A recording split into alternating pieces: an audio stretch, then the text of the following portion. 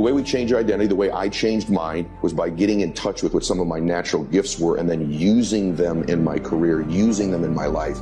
That shifted the weight right off of me. I want you to recognize that it takes work. It takes sacrifice. It takes understanding. It takes will. It takes determination. This is that time right now to get it. Whatever position you find yourself in today, we put ourselves there by a series of thoughts and actions. Thoughts turn into things. That's very important to know. And so that's a natural giftedness for you, which is why there's a part of you that kind of knows, you wouldn't say it, I am pretty good at this. This is a good program. And so the way we change our identity, the way I changed mine, was by getting in touch with what some of my natural gifts were and then using them in my career, using them in my life. That shifted the weight right off of me. Because the weight was, I suck, I'm shy, I'm small, I have a screwed up family. That's the weight, right? The lifting off of the weight is, these are some gifts God gave me, or the universe gave me, or that at least I know I have. And I can spend my life using these gifts. Now I've got hope. Now my identity's changing. Now my life takes a different direction. I want you to recognize that it takes work. It takes sacrifice. It takes understanding. It takes will. It takes determination. This is that time right now to get it. Push that last rep. Push with everything you got. Tell excuses to step aside. Let weakness know that it is not welcome in your house. And go after what it is that you are seeking. Because the opportunities are yours. Go get it. Go get it now. And give it everything you got. Be productive. Be powerful. And from the bottom of my heart, conduct your business. Yeah. Aren't most of the friends that you revere the most willing to take coaching from you? 100%. Me too. And so I can't tell you why I'm this way, but I do believe it was baseball. I never took it personally when a coach said, you're dropping your shoulder. In other words, because of athletics, when the guy said, spread your right leg out, your legs are too close together, I never thought, I suck, I can't hit. I wanted to know how to hit better. I wanted to know how to throw better. And so for me personally, I'm constantly in a crisis to get to the next version of me. It's not like I'd like to. I wish I only would like to. I probably have a little bit more peace in my life. I am in a crisis to get the next version of me. And so the guy sitting in front of you right now, if I come back in a year and I'm just the same exact person with the same thoughts, same ideas, same ways of delivering them, this was a wasted year of my life, right? So I want to know how to get to that next version of me. And so for those of you that struggle with taking criticism, I got to ask yourself, how important is it to you to grow? Because you were put on earth to grow, to contribute, to serve, to help. You were in your way. And the current version of you is perfect as it stands right now, but it will be inferior next year. You're perfect as you are now, especially you ladies listening to this. There's all this messaging, you're not this, you're not smart enough. Women are too dominant, then they're a diva, right? Or you're not beautiful enough. Ladies, men, you too, you are perfect as you exist right now. But that version of you isn't sufficient next year. You gotta be crazy, hungry, crisis to get to that next version of you. You are going to experience some kind of pain. You are going to experience some kind of struggle. You are even going to fail at one time or another in your life. Every day is not going to be a successful day for you. When you get yourself in this position, you feel like hell. When you feel that you cannot carry on, you feel like hell. You feel like hell is your best friend because all you talk about, all you think about is how much hell you going through. But do you have the strength and the tenacity and the grit to push through hell? There's a point in time in your life you got to realize this. And I've said this numerous of times to people. Hell doesn't own you. Hell did not create you. Hell does not have permission to break you down and keep you down. You got to rise above it. You got to realize that hell doesn't have a place in your life. But during the course of any challenge that you are facing right now in your life, I said, do you believe as a human being, not in a braggadocious way, but that you are the greatest level of all creation? He's like, you mean like over a deer? It's like, yeah, deer. He's like, you mean better than the eagle? I'm like, yeah, like an eagle. He was like, of course, because we can make decisions. We can do things. I said, okay. I just want to go back again. You don't believe you were created? He said, no.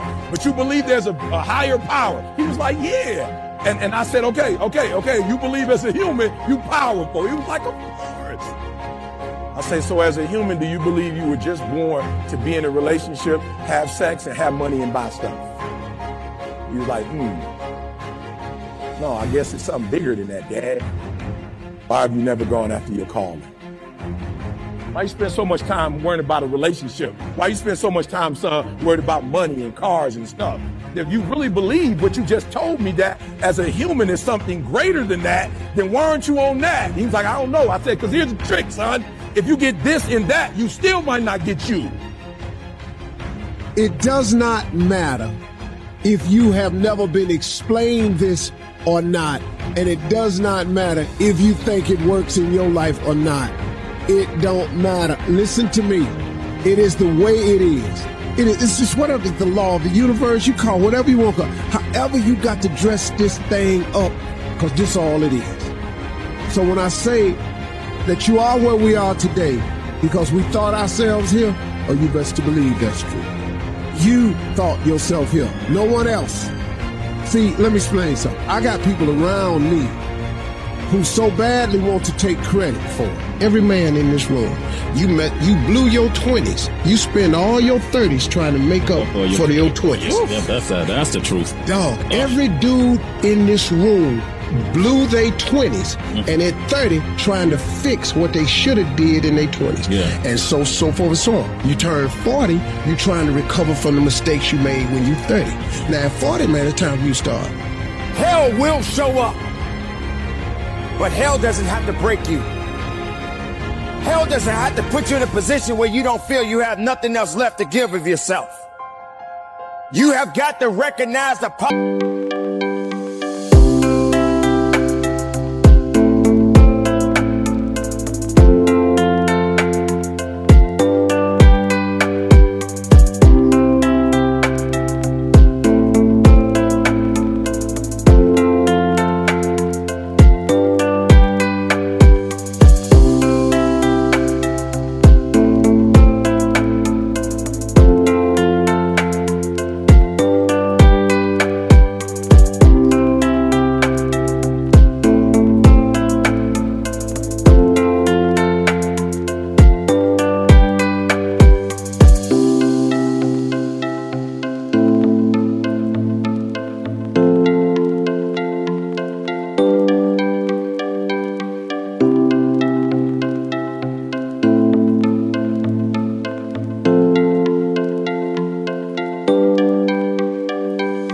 Possibilities within you. Nothing is going to be easy. Nothing is going to be handed to you. You got to go through it. You got to hurt so you can grow. You got to feel it. So if hell does show up, if the devil himself knocks on your door, don't answer it. Don't give it the satisfaction. Make a difference. Move forward. Do something unique in your life. Now, why is dreaming important? I don't care what level you get to. I need you to dream. I need you to focus on why you were born in the first place. Why are you here on earth for this particular time? What are you doing here? Anybody can buy a car, son. Animals get in relationships. Animals have sex and have kids. It's got to be deeper than that. If you're higher than humans, then while you're here on earth, you got to do more than what animals do. We got to go to work. We got to go to work, because if I can get you to identify how much energy you put in others and in other people's dreams, and I can get you to pull back, and I can get you to do what you were born to do, what you were created to do. Whew. Now, why is dreaming important? I don't care what level you get to. I need you to dream, right? I need you to, guys, I need you to spend a considerable amount of time dreaming every single day. Let me tell you why. I've noticed that the people who dream and those people who dream big have a different kind of life than the people who don't dream. Whatever position you find yourself in today, we put ourselves there by a series of thoughts and actions. Thoughts turn into things. That's very important to know. So let's look at both sides of it. For people who think negative thoughts, it turns into negative things. And the direct opposite is true for those who think positive thoughts. It turns